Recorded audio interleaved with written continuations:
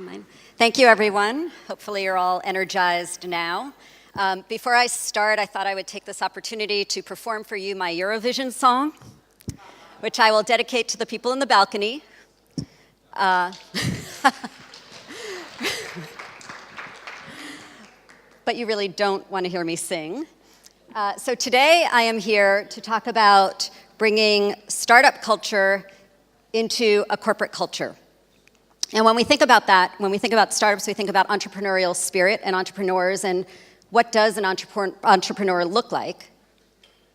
So that's me when I was a little girl. Has anybody here been to Disneyland? So when I was little, Mickey Mouse was it for me. I was a huge fan of Mickey Mouse, and when my parents told us that we were going on a trip to Disney, I had one goal. I needed to meet Mickey Mouse. We go on vacation, day one, no Mickey. Day two, no Mickey. Time is winding down. We get to the final day of vacation. I have not met Mickey Mouse. I was 6, 7 years old. I turned to my parents and I said, we need to find out where these characters, the Mickey Mouse, comes out of at Disney. I need to stand at the gate and wait to meet Mickey Mouse. And that's exactly what we did. I was 7 years old. We found the gate where all of the characters come out. I stood there. I stalked Mickey Mouse.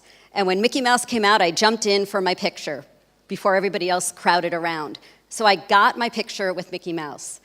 Now when I look back, I realize that I had that entrepreneurial spirit very early on. I think that it's something you are born with. It's innate. It's very much about who we are. So to me, being an entrepreneur is not just a job. It's who we are, what we do, and how we do it. And those are qualities that are just natural, and it's not something that you can necessarily teach someone. I think you have to have that spirit in you.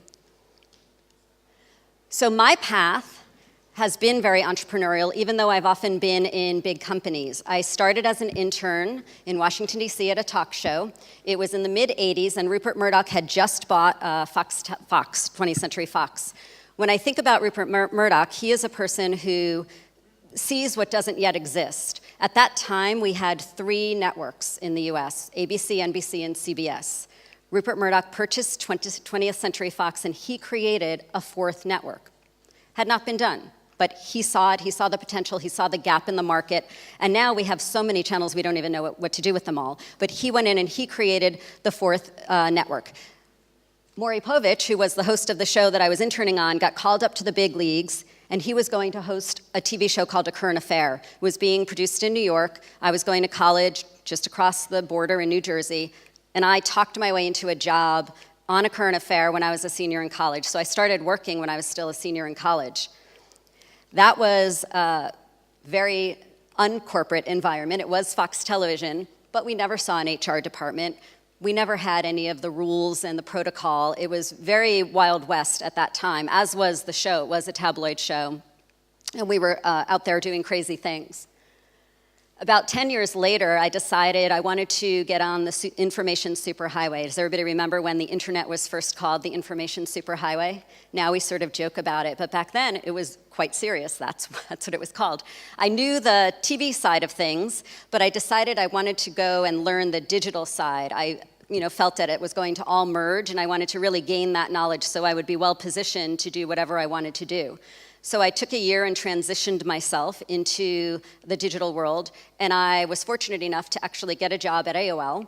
My first job was actually to create a new homepage for AOL. I went in, I had my TV language. I didn't really understand a lot of the phrases that they were using, a lot of business school phrases like value proposition. And for a very long time, when people were talking about dev, I thought it was a person. I didn't realize that it was a development team.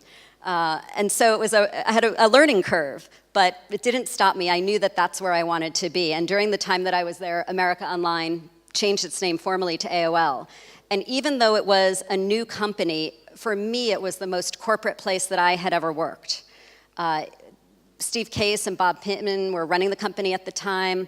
We didn't really see them. We saw them at big company meetings. There was one day that I do remember seeing Steve Case. I had lost a bet, and as a result, I had to tap dance on a table in a conference room. And as I'm up on the table tap dancing, sure enough, Steve Case walks by. So that was one of the rare occasions in which I had the opportunity to see him.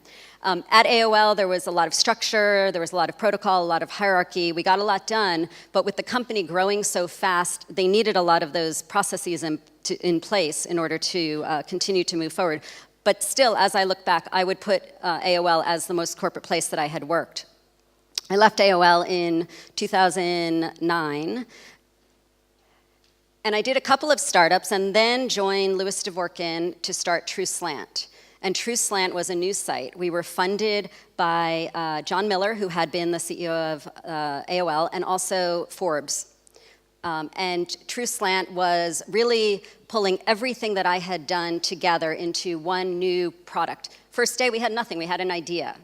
Had nothing. And I very vividly remember the excitement of that first day and the fear as well. It was scary, but it was exhilarating to have this opportunity to be able to shape and build something new. And I feel like for me, it pulled together everything I had done in TV, at AOL. I had been able to accumulate lots of different knowledge and skills to pour it into this particular project, which was a news site about the individual as a brand, giving journalists, academics, topic experts the tools so that they could write and produce their content and build their audience and their brand. 2 years later, Forbes was watching what we were doing. The media industry was certainly in a state of upheaval, and they realized that they needed to make a change. So they brought us in-house, they acquired us, and brought us in-house, and I went to work for Forbes. Again, huge brand. How many people think it would be a very corporate environment? Anybody? It has not really been a very corporate environment. In fact, we think of ourselves as a 97-year-old startup. That's BC Forbes. He founded it in 1917. This isn't just a marketing line. It's not just a buzz phrase. This is how we operate. We operate as a startup. We have a lot of energy. We have a lot of momentum. And we went in 4 years ago to make a difference, to make a change. So when I first went into Forbes 4 years ago from TrueSlant, this is what the article page looked like. That's what it looks like now. So we made some significant changes, but it doesn't really even tell the story because that's just a superficial design. What we actually did was re-architect everything, both print and digital. So we turned what was a website into a platform. It's multidimensional. There is a lot of content streaming and flowing through. We have publishing tools, publishing systems. We did really a lot of work from the inside out. Our first goal was to take what we had created at TrueSlant and rebuild that, infuse that DNA into Forbes. So when I walked in, I had often been on the other side where I was at AOL and we had new people coming in, or I was in TV and we opened the newspaper in the morning and found out, oh, our executive producer was fired and we have a new boss.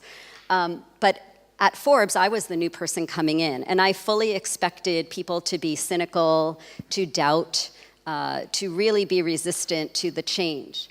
What I found was quite surprising, and perhaps it's because it's a business publication, perhaps it's because journalists understood what was happening in the market, but there were quite a few open minds. Everybody didn't buy in right away, but they were willing to see and to participate, to give it a chance. So the way that we went about making the change at Forbes, we covered 4 areas. We turned the content model upside down. So typically, a journalist will be assigned a story, go out and do some reporting, write it, it goes through an editor, it might go through another editor, and finally it will get published. We changed all of that. We put the publishing directly in the hands of the reporter. They were not assigned stories. They had a topic that they knew that was their beat, and they were responsible and accountable for covering that topic. Every staff writer was given a page, a blog, and they were responsible for publishing on whatever cycle suited their area of expertise. So for healthcare, it may be once a week. For technology, it may be 10 times a day.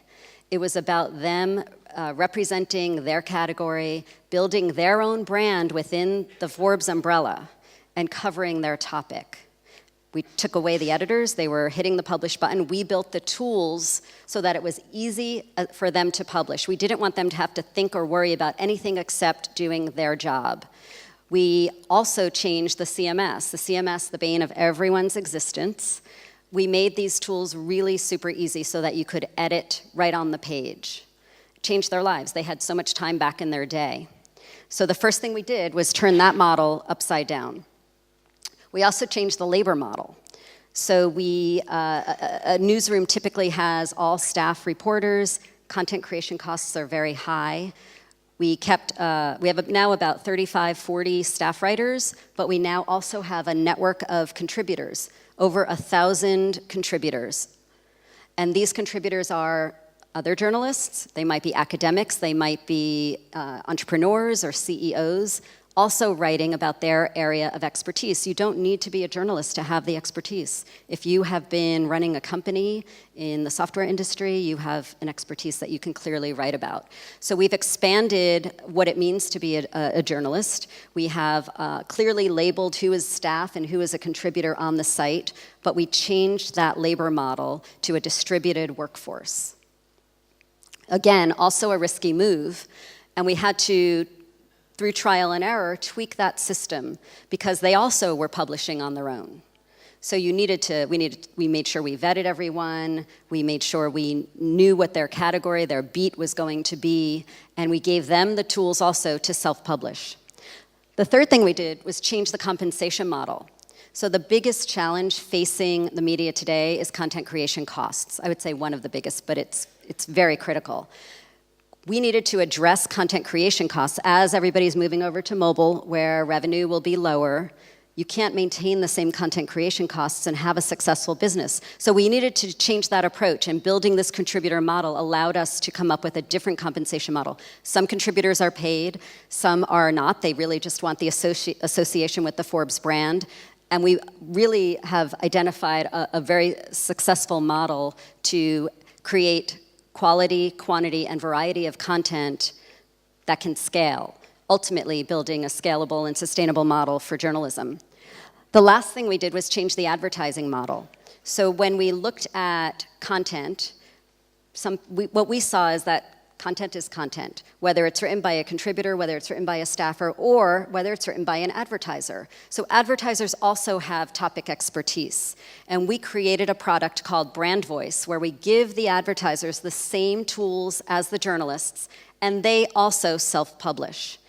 They're not publishing press releases, they are actually publishing content about what they know about it might be about cloud computing, it might be about something in the news, but it falls within their category as well.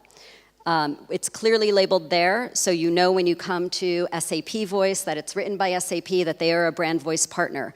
What we have found and what we have seen, and it happened much more quickly than I had thought it might, is that that content is also valued by consumers. So in our most popular page, we will often see Brand Voice content right up there, completely organically. It just naturally floats up there because consumers are finding value in what the advertisers have to say. So they also have a voice on Forbes now. So it's all about change. And what I thought I could do today is give you my 11 tips for transformation. So these are really 11 items that I think how we've approached this transformation at Forbes that might be useful to all of you. So the first one is a clear directive. We're very fortunate because we have top-down support for becoming a startup in what has been a traditional media company.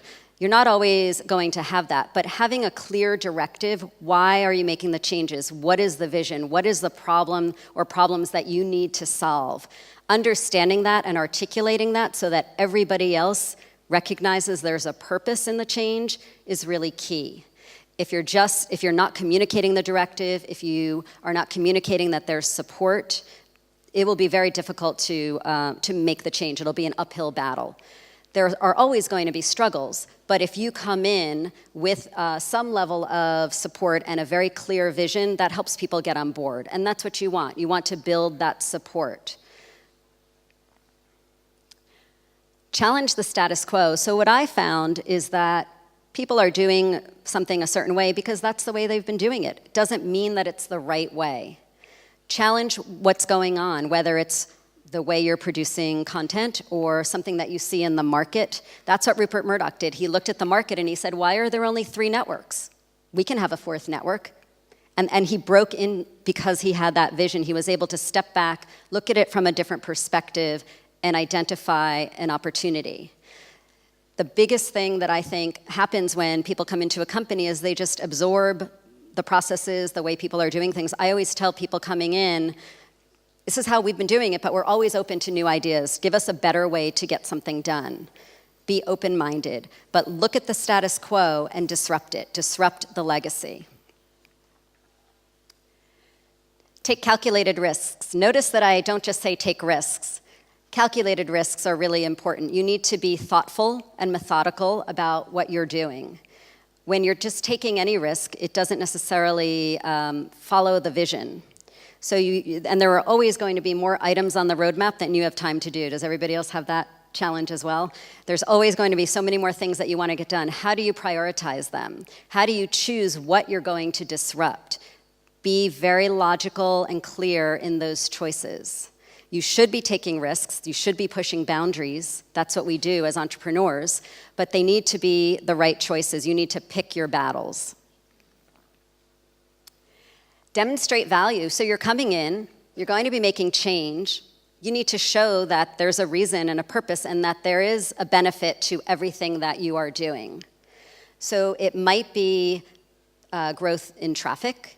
It might be saving people time. When we created this new CMS and these new edit tools, it literally saved the editors hours out of their day. And once they saw that, they were in. Why wouldn't they be? You're going to have skeptics, and the best way to win them over is to show them that something made a difference. When we also first started, we gave every reporter a blog page, we also told them we're putting the page views right on that page. There was a lot of panic. Everybody started, as Kira said earlier, journalists have a vanity and an ego, and they want to know that people are reading what they're writing. They didn't have that information before, and now they were a little bit afraid. Maybe people are not reading what I'm writing. There's also an internal competition. Maybe they're reading my stuff, but not somebody else's. They were going to feel very, very exposed. But we made that decision and we stuck to it. There was a lot of grumbling. So once we exposed the page views, they actually had more control and more information about what was working and what wasn't.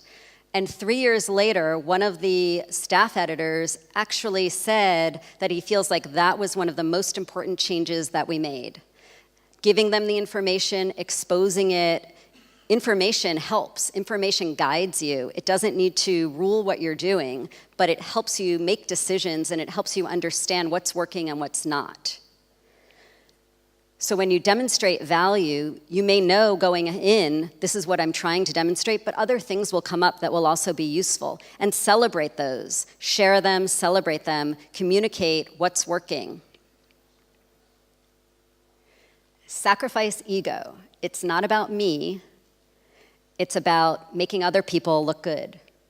I'm going to be more successful if I make you look good. And that benefits me because then I'll be able to get more done. Working as a team is really important. Making sure that people feel included. The ego will only get in the way of what you're trying to achieve. So that's really important. And other people's egos will be tough enough to manage, as we all know. You don't need your own in the way. Building trust. So working with a dev team every day, trust for me is the most important thing. They need to trust that I'm asking for things that we really need, and I need to trust that they're delivering everything that they can, and when they tell me something can or can't be done or a certain time frame, that it's right. When I was compiling this list, I actually asked my team what the reasons that they thought we were able to be so entrepreneurial at Forbes. So they gave me some of these items. And building trust, I think, is part of how you get the support and you get the momentum to do more, because as you start to go, you're going to want to do more and more. And you might think of things that are riskier, but once you've shown the value, once you've demonstrated that there's a purpose, and you build that trust, it will be easier to get things done faster. Listen, this was the one that my team actually gave me, which I was really proud of. I think it's a really important quality. You can't just talk, you can't just move forward with blinders on. Everybody has something to contribute from their vantage point, from their perspective, having the dialogue, listening to the feedback, whether it's positive or negative. And when you're on the product side, there's a lot of negative. You're always getting those emails about the bugs. But being able to listen is really helpful. It helps build the trust, it helps build the team, it shows that you're trying to involve everyone in the process. It doesn't mean that it's a fully democratic decision-making process, because we know it's not. I always say it's a democracy until somebody doesn't give the right answer, and then it becomes the dictatorship. But listening to the market, understanding what your competitors are doing, looking at people that are not even in the news space. We often look at other sites and other experiences in fashion, in music, in sports. It's just as important because it's all about building the relationships and building the communities.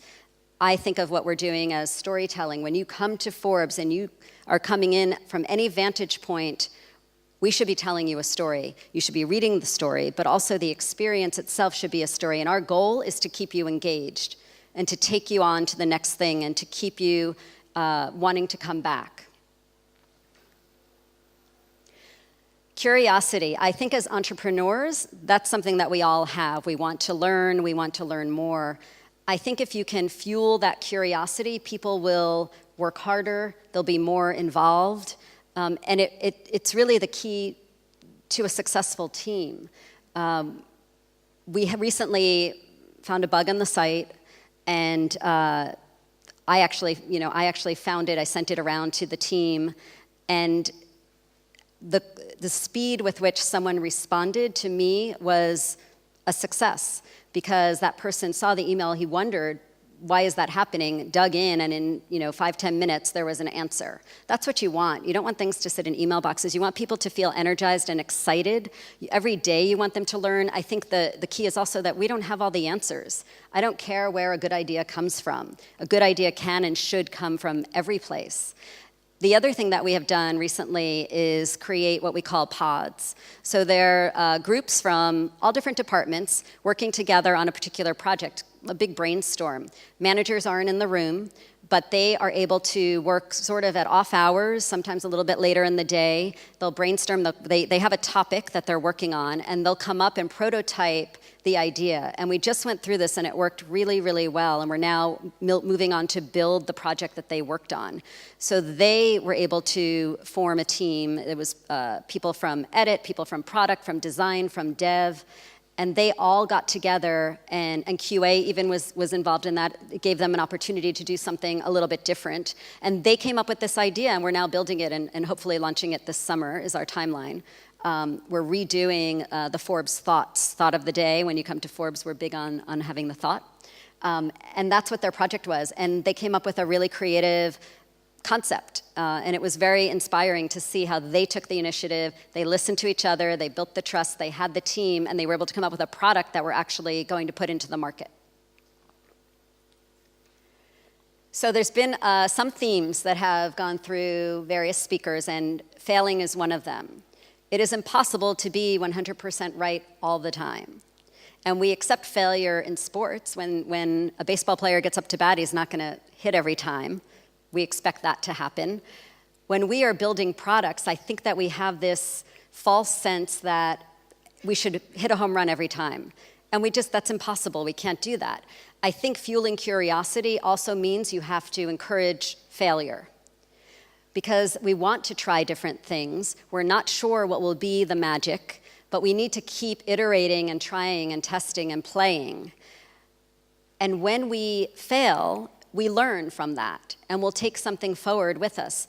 I never feel like we're done. Every day, I feel like we have so much to do, and we need to try to do more. But we never sit back and kick back and have a drink and say, that's it. There's no more to do. I go to sleep at night thinking of that list in my head of all of the things that we want to get to. And the challenge is really, how do you keep churning through that? But failing is really, I think, a badge of honor in some ways, because you always learn so much more from your failure than I think you do from the success. Builds the character, of course, but I think that you want to keep your mind open. So encouraging the failure, encouraging the broad thinking, the risk-taking is really critical to maintaining that startup culture.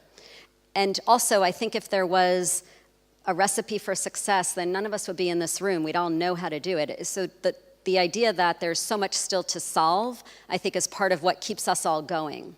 We want to face those challenges and find the solutions. Meet Mickey. Be persistent. Mark yesterday talked about don't give up. I think that being consistent and persistent when you're trying to change the culture and infuse a startup mentality into the culture is also really important. You need to continue to reinforce the qualities that you're trying to instill. Being persistent to me means having the bigger vision, and you continue to march to that path, march down that path. You know where you want to go. You know the project that you might not get to for 2 years, but damn it, that's on the list, and you're going to keep it on that list, and you're going to keep trying to get that done. So being persistent, some people might say pig-headed. I also think it's one of the key traits of an entrepreneur. We are really pretty much control freaks, right? We want to do something, we want to own something, we want to build it and shape it and get other people to use it. And I think that's a positive quality. I think you need to know when to tone down the control freak, but I think we all have that in us. My last one is enjoy the ride. I think we're often so caught up in what we need to do, the problems, the funding, all of those different things, that we forget to step back and look at what we're doing, because it's pretty cool. I think I have the best job. It's fun, it's creative, we laugh, we're building things, we're trying things. If you don't stop every now and then and think about what you're doing and really give yourself a moment to reflect, I think that helps give you the perspective. Because for the conference theme, the roller coaster, this is what it's like. Sometimes you're upside down, sometimes your stomach's churning, sometimes it's exhilarating, sometimes you just want to get off. But it is a roller coaster. Whether you're in a big company or a startup, it is a roller coaster. That doesn't change. And going through these 11 steps for us really had an impactful change. It gave us focus and productivity. So every year, we're now putting out over 1,000 code and configuration changes. We produce over 900 videos. We do more than 300 product releases, some big, some small, but we're doing 2 releases a week, 2 build cycles a week. And we've produced over 100 lists. So we have this kind of machine that has this momentum that speeds along. We have bumps in the road. We definitely make wrong turns, but we're trying every day to move forward and to do more and to do something different. We've also seen improvement in revenue and in audience growth. So we can see and track and demonstrate the value that infusing the startup environment into a corporate culture has really been working. And it was a corporate culture. I had my phone, and I put some bling on my phone, and you can bet that I was the only one sitting in those meetings with sparkly things on my phone. We have really tried to create unexpected, fun moments both in what we're producing. So we actually shot a video with Steve Forbes interviewing Grumpy Cat. We had a brass band come marching through the office and caught all of that on video. It's one of our great videos. I'll send it around. And we caught Steve Forbes in the stairwell with this big brass band marching by, and they went all through the newsroom. We've started doing newsroom concerts. So we have bands come into the newsroom and play, and then we'll interview them because a lot of them have entrepreneurial efforts as well. So it's also trying to instill that culture, not just in the way you work, but in the environment itself. and give people a reason to have fun and enjoy themselves and tell their friends, this is a pretty cool place to work. But when you can show that the business is impacted, that certainly puts your money where your mouth is, right? So John Wooden was an American basketball player and coach. He coached a college team, UCLA, and in 12 years, they won 10 championships. And he says, failure is not fatal, but failure to change might be. I say it a little bit differently. If we stand still, we die, particularly in the media industry. Change is happening around you. If you stay still, you're going to be stuck. So you need to move, you need to have momentum, you need to do something.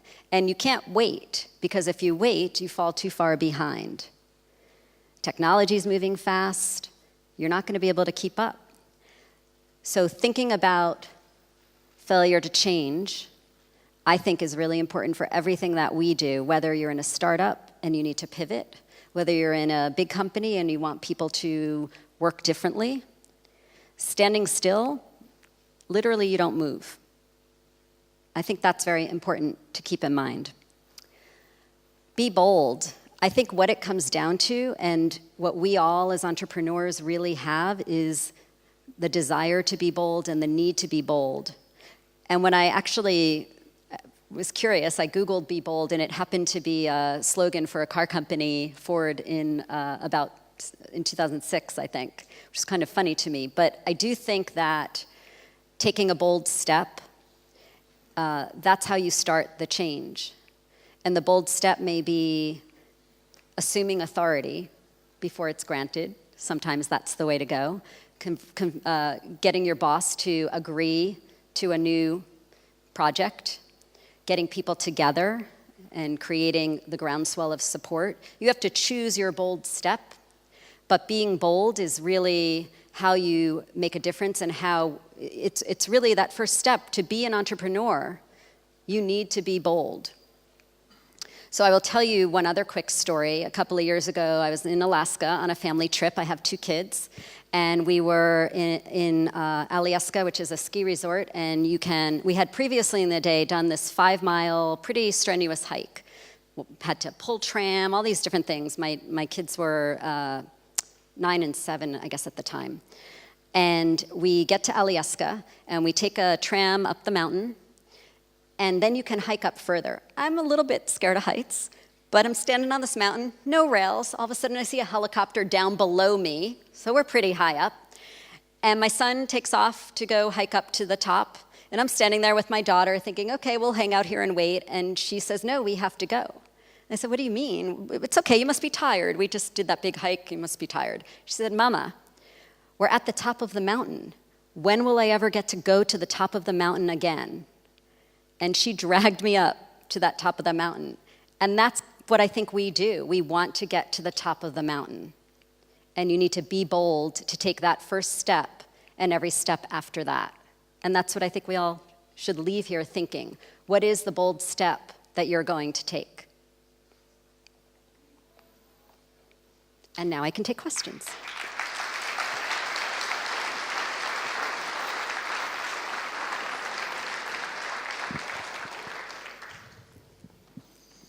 I expect one from the balcony after I gave you that shout out.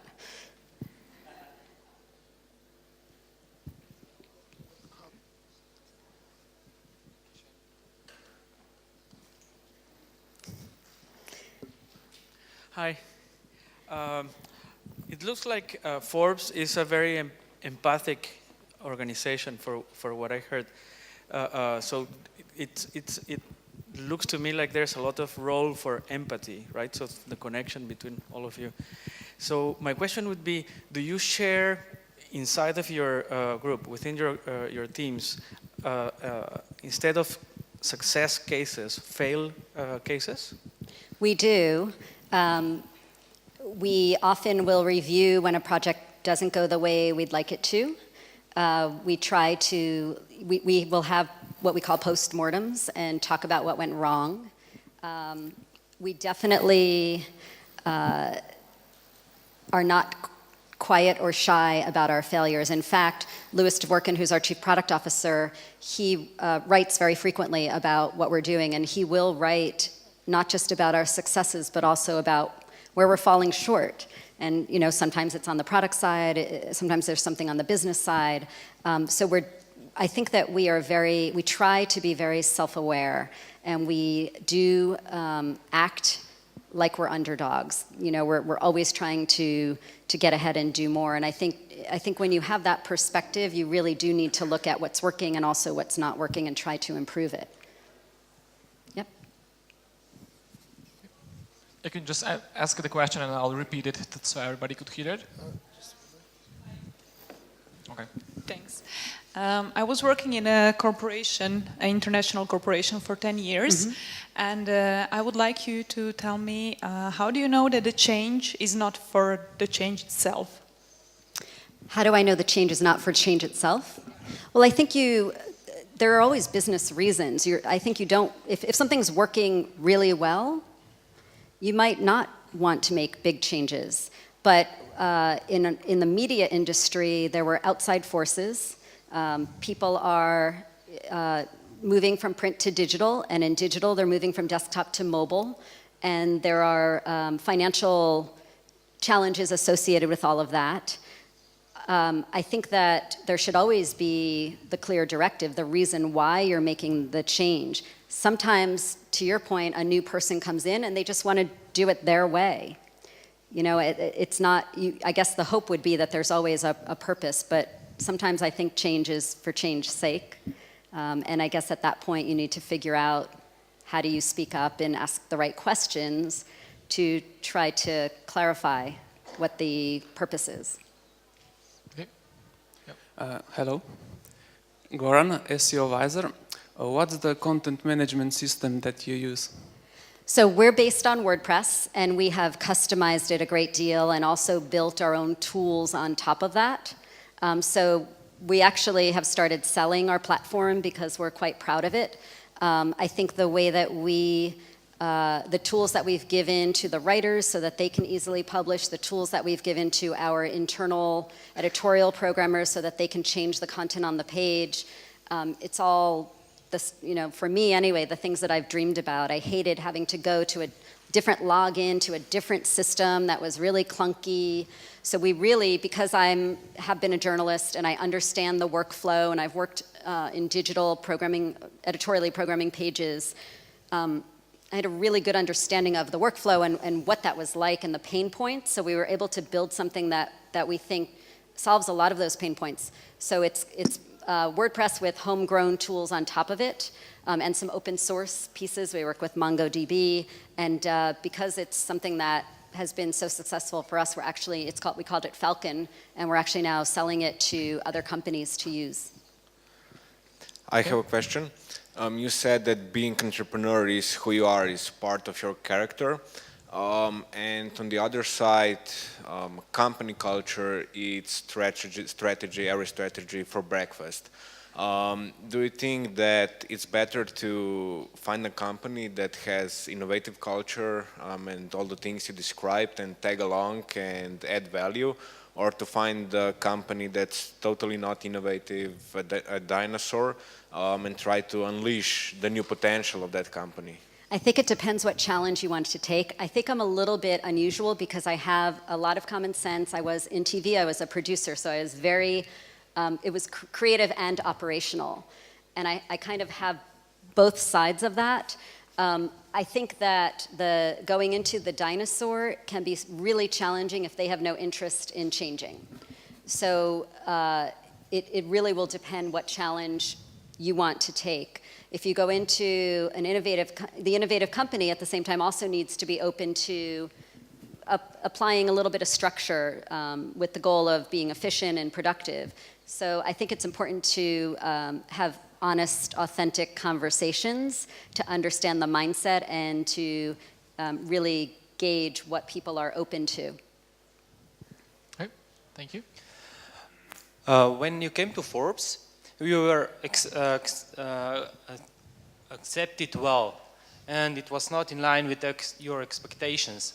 So I think it's linked with with the way Forbes is dealing with people, or even you don't have to change people from time to time. How does the Forbes, let's say, fire people in order to be accepted well when you come? How do we fire people? Is that what you asked? Yeah. So I'm glad that you actually brought that up. Not everybody was on board, and some people just didn't want to have a page with their page views on it. Some people just didn't believe in the direction, and some people left. And that's okay, because you have to believe. You might not believe right away, but you need to have an open mind to give it a chance. You know, you can't, one person alone isn't going to be able to shift the direction. You need everybody, you need the momentum and the support. So some people left. Some people, it wasn't a good fit. You go and you get new people who have more of the digital mindset, who are more open-minded. There were definitely people who, Forbes is a really interesting company, and I will say that in a million years, I never actually thought I would work there. It was never on my list, but it's been really great. Sincerely, it's been really great. There are definitely people who have worked at the company for over 20 years who adapted to this new model wholeheartedly, and that's been amazing to me. It's probably the most amazing and kind of wonderful thing that I've seen there. People who have been used to doing it, who were very print-centric, who were able to look at the market, understand the challenges, and realize I should be learning this. I will adapt. But there were definitely people who did not come along, and Lewis used to say, "You're in or you're out." Not literally you're out, but do you believe or not? Because we want you to believe, and we want people here who are believers, and we still actually talk about that because we really do believe that what we're trying to build is a scalable and sustainable model for journalism in a time where it's needed, where that kind of change is mandatory. Okay, the last question, please.